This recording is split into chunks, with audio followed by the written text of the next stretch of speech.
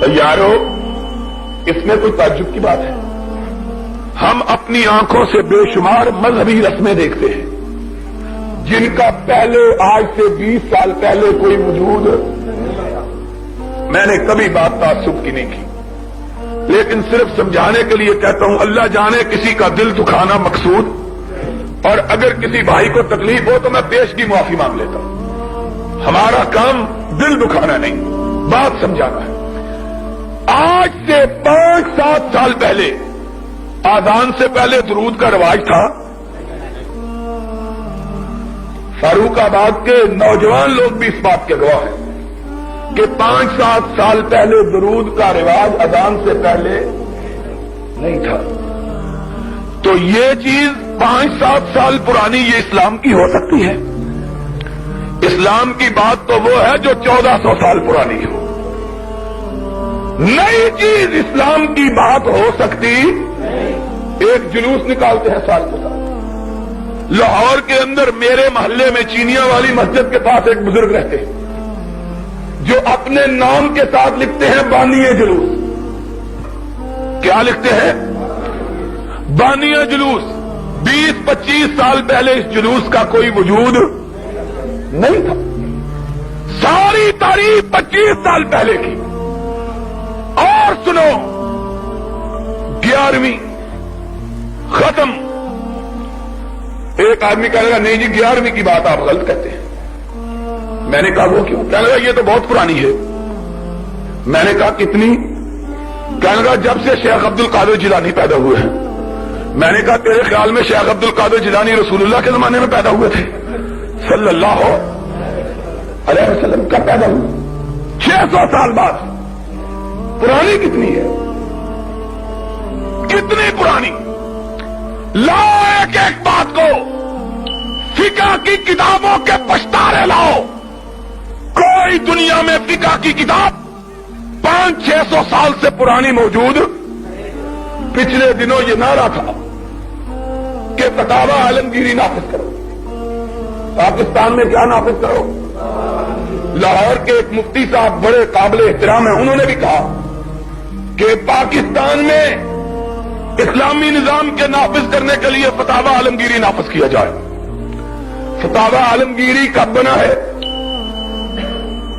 اورنگزیب عالمگیر رحمت اللہ علیہ کے حکم پر ان کے زمانے میں۔ کتنے سال پہلے؟ 300 سال پہلے۔ 300 سال پہلے اس فتاوی عالمگیری کا کوئی وجود کائنات میں موجود نہیں تھا۔ یہ تھا تو بتلا دو۔ یہ جو مذہب بنے ہیں بستیوں کے نام پر، 100 سال پہلے ان بستیوں کا نام بھی کوئی جانتا تھا؟ نام نہیں تھا۔ آؤ کعبے کے رب کی قسم ہے، اہل حدیث کا ایک مسئلہ لاؤ جو 1400 سال پرانا نہ ہو۔ ہم اپنے باپ کے بیٹے نہیں اگر اس مسئلے کو پاؤں کی ٹھوکر پہ نہ رکھ دیں۔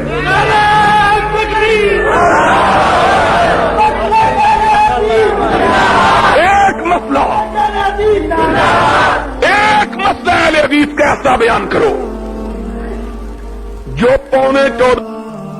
جو رب العالمین نے جبریل امین کے ذریعے رحمت للعالمین پہ نازل کیا، اور جو رحمت للعالمین نے کائنات کے سامنے پیش کیا۔ دوسرے کسی مسئلے کو ہم مانتے ہی پھر دیکھ لو مسئلے کس کا پیور خالص جس میں کوئی ملاوٹ۔ اور یاد رکھو ملاوٹ کس کو کہتے ہیں؟ قاضی صاحب بعض لوگ کہتے ہیں ملاوٹ کوئی بری نہیں ہے، وہ قرآن ہی پڑھتے ہیں نا، کوئی برا کام کیا؟ میں نے کہا برا نہیں کہتے، ہم کہتے ہیں اسلام ماننا ہے تو خالص مانو بغیر ملاوٹ کے۔ کہنے لگا ملاوٹ کیسی؟ ہم نے کہا اگر دودھ کے اندر پانی سرکاری نلکے کا ملا دیا جائے تو ملاوٹ نہیں ہوتی، دودھ خالص ہوتا ہے۔ اور اگر نہر کا ملا دیا جائے تب، اور اگر آب زمزم ملا دیا جائے تب، اگر دودھ کے اندر چاہے زمزم کا پانی ملا دو تب بھی دودھ خالص نہیں رہے گا۔ اگر اسلام کے اندر کسی نیک سے نیک آدمی کی بات بھی ملا دو اسلام خالص نہیں رہے گا۔ خالص اسلام صرف وہی ہے جو رب کے رسول نے صدیق و فاروق کو عطا کیا تھا، اور کوئی اسلام خالص باقی سب بنا دے۔ اگر اہل حدیث بھی یہ کہے کہ ہمارے بزرگوں نے یہ کہا ہے نہ مانو، سمجھ لو کہ اس کے مذہب میں ملاوٹ آ گئی۔ اس اہل حدیث کی مانو جو یہ کہے قال اللہ و قال رسول اللہ، اللہ کی مانو یا رسول اللہ کی مانو۔ کیوں؟ اللہ کی بات غلط نہیں ہو سکتی اور رسول کی بات کا ذمہ عرش والے نے خود لے لیا ہے۔ عرش والے نے ما ينطق عن الهوى ان هو الا وحی۔ جاؤ دنیا والوں کسی دوسرے کو کہو کہ وہ سینے پہ ہاتھ مار کے کہے کہ ہمارا ایک مسئلہ بھی ایسا نہیں جو قرآن و سنت کے خلاف نہ ہو۔ کہو لوگوں، میں کہتا ہوں اہل حدیث کے مسلک کا ایک مسئلہ بھی ایسا نہیں جو قرآن و حدیث کے خلاف ہو۔ کیوں؟ اس لیے کہ ہم اس مسئلے کو مسئلہ ہی نہیں سمجھتے جو قرآن حدیث کے اندر موجود نہیں۔ ہم اس کو مسئلہ ہی، جب بات اتنی کھری انشاءاللہ لوگ اس کو مانتے ہیں، مان رہے ہیں، مانیں گے۔